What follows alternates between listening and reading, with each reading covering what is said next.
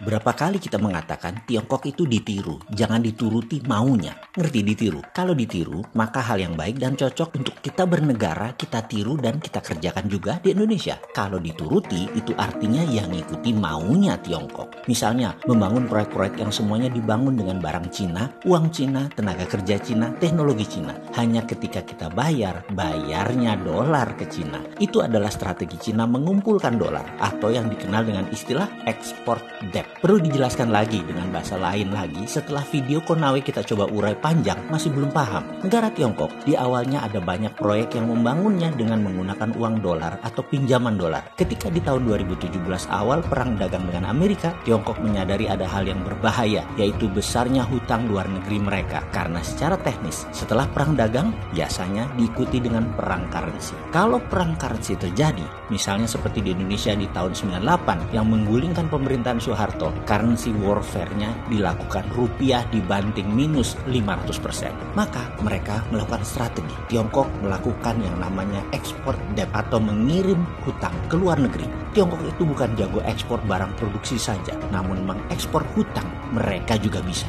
Caranya bagaimana? Cari negara-negara yang merasa dirinya miskin, yang merasa tidak punya uang, yang membangun memerlukan direct investment atau investasi asing. Diinfiltrasi dulu idenya ke penguasa bahwa investasi asing itu penting untuk masuk ke negara yang tidak punya uang. Padahal itu hanya ide saja. Kalau pejabatnya nggak ngerti, perlu uang asing, dolar misalnya, atau perlu investasi asing untuk membangun, nah masuk tuh barang. Ketika sudah percaya bahwa satu-satunya cara membangun adalah dengan investasi asing, maka masuklah satu paket barang Tiongkok tadi. Mesin tadi yang di Tiongkok yang berhutang dengan negara Amerika atau negara asing, mesinnya dibongkar, dipreteli, direkondisi supaya terlihat baru, lalu dikirim ke negara yang mau diinvest dengan nilai harga baru. Masuk ke negara yang mau diinvest tadi tidak dengan uang sepeser pun mereka keluarkan modal. Barang tadi dari Cina masuk, dibangun oleh Tiongkok, dipasang oleh Tiongkok, dikendalikan oleh Tiongkok, dioperasikan oleh mereka di negara lain. Lalu negara yang diinvest tadi senang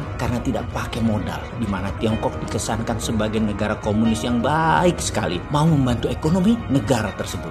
Lalu negara yang tidak mengeluarkan modal sedikit pun tadi mulai menyicil investasi Tiongkok asing tadi dan dibayarnya pakai dolar. Di sini Tiongkok dapat dua hal. Negara yang diinvest menanggung hutang mereka dan nyicili hutang Tiongkok. Bahkan selain melunasi hutang Tiongkok juga memberi kelebihan luar biasa besar uang dolar sebagai cadangan devisa Tiongkok karena untungnya gede banget dari mesin bekas dihargai mesin baru. Untungnya geopolitik dan geoekonomi para pejabat Indonesia jago-jago. Pejabatnya tidak segeblek negara yang terperdaya dengan langkah kolonialisasi 5.0 ala Tiongkok tersebut dengan strategi ekspor debt tadi. Bayangkan kalau pejabatnya nggak ngerti, seperti negara Papua Nugini misalnya yang berhasil dikerjai Tiongkok. Wah, bisa-bisa anak cucu bangsa tersebut bisa menghujat sampai akhir zaman kepada pejabat yang berkuasa yang bisa dikadali sama komunis Tiongkok. Bener deh, kita harus tiru cara Tiongkok tersebut, bukan mengikuti maunya Tiongkok. Misalnya, menarget mengambil bahan baku alam sebuah negara. Karena aslinya Tiongkok itu tidak punya bahan baku mineral di negaranya. Kalaupun punya, itu bukan dari tambang di Tiongkok, tetapi tambang di Afrika, tambang di Asia Barat, di mana mereka beli bahan baku mentah yang termurah,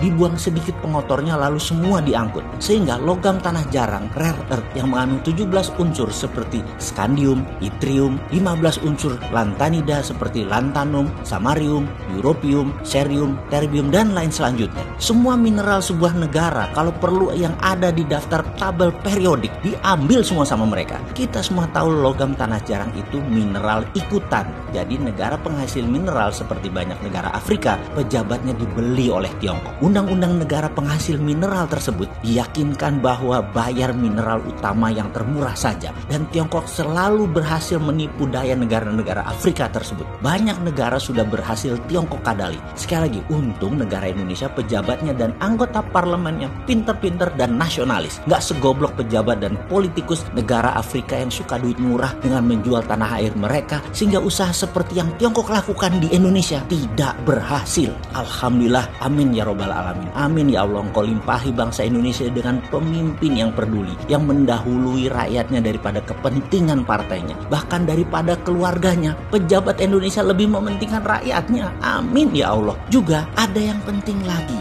yang wajib ditiru dari Tiongkok adalah bagaimana keluarga pejabat dibawa mengunjungi penjara koruptor. Di sana keluarga pejabat tersebut sengaja diperlihatkan pejabat koruptor yang dihukum diletakkan di penjara yang sangat miris sekali dilihatnya, sehingga badan mereka kurus kering sambil menunggu hukuman mati. Efek keluarga, anak, istri, ayah, ibu dibawa ke penjara koruptor tadi berhasil membuat keluarga pejabat menghentikan niat aji mumpungnya memanfaatkan fasilitas negara untuk kepentingan sendiri atau kelompoknya. Dengan demikian pejabat tidak akan berani korupsi. Kalau sekarang di Indonesia bagaimana? Sudahlah, kalian yang jawab. Road trip perjalanan keluarga pejabat ke penjara para koruptor bisakah dijalankan? Iya, ini adalah salah satu cara membasmi korupsi, dan saya yakin pejabat sekarang pasti akan menjalankan contoh baik yang dilakukan oleh Tiongkok ini dalam waktu segera. Berikutnya adalah bagaimana menghentikan korupsi cross border country, yaitu proyek yang transaksinya terjadi di luar negeri, di mana korupsi dan kickback ataupun fee karena tidak bisa terdata.